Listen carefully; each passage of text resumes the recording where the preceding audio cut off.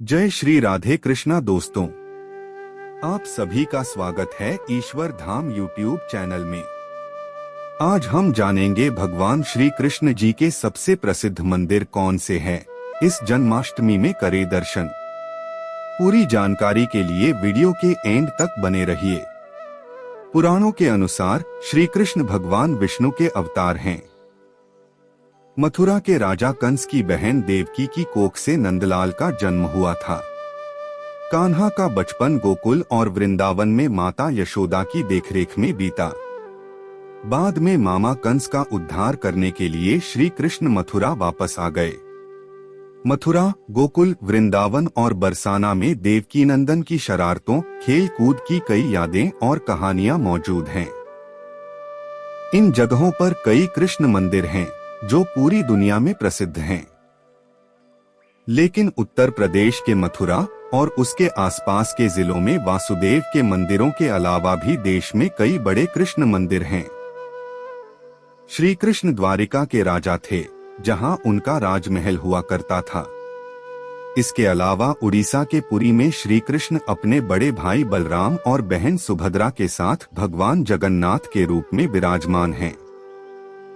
इस मौके पर अगर आप भगवान श्रीहरि के मंदिर जाकर उनके दर्शन और पूजा अर्चना करना चाहते हैं, तो यहाँ आपको देश के सबसे प्रसिद्ध कृष्ण मंदिरों के बारे में जानकारी दी जा रही है।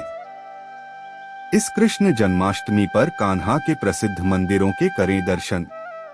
मथुरा श्री कृष्ण जन्मभूमि। उत्तर प्रदेश के मथुरा जिले में राजा कंस के महल में बने कारावास में कान्हा का जन्म हुआ था। कंस कन्हैया के मामा थे। एक भविष्यवाणी के बाद कंस ने अपनी बहन और बहनोई को जेल में बंद कर दिया था। कान्हा का जन्म जिस जेल में हुआ, उसे आज कृष्ण जन्मभूमि के नाम से जाना जाता है। कृष्ण जन्मभूमि को खूबसूरत मंदिर के तौर पर तैयार किया गया है। मंदिर में प्रवेश के बाद एक कृत्रिम गुफा बनाई गई है, जहां भक्तों को कृष्ण जन्म की पूरी कथा झांकियों के माध्यम से दर्शाई जाती है। इस गुफा को साउंड इफेक्ट के जरिए अधिक प्रभावी बनाया गया है। इसके आगे बढ़ने पर आप वह जेल देख सकते हैं जहां देवकी नंदन का जन्म हुआ था। यहाँ की आरती में भी आप शामिल हो सकते हैं। बांके बिहारी मंदिर, वृंदावन। जन्म के बाद नन्हे कृष्ण को उनके पिता वासुदेव चुपके से गोकुल में अपने चचेरे भाई नंद बाबा के घर पर छोड़ आए थे। कन्हैया का बचपन नंद बाबा और उनकी पत्नी माता यशोदा के बेटे के रूप में गोकुल में बीता। बाद में वह वृंदावन आ गए। गोकुल और वृंदावन की गलियों में कान्हा खेला करते थे, अपनी गायों को चराने के लिए ले जाया करते थे।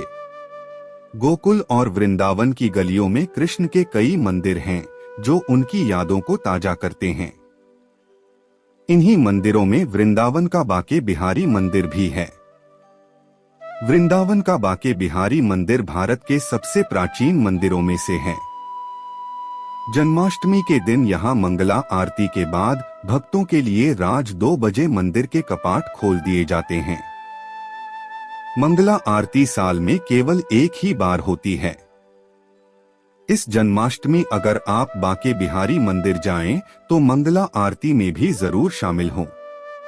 द्वारकाधीश मंदिर, गुजरात। कृष्ण मथुरा को छोड़कर गुजरात चले गए। यहाँ समुद्री तट पर स्थित कुशस्थली में केशव में द्वारिका नाम का भव्य नगर बसाया। यहाँ श्री कृष्ण को द्वारकाधीश कहा जाता है। कान्हा यहाँ के राजा बन गए और अपनी 16,108 रानियों के साथ रहने लगे।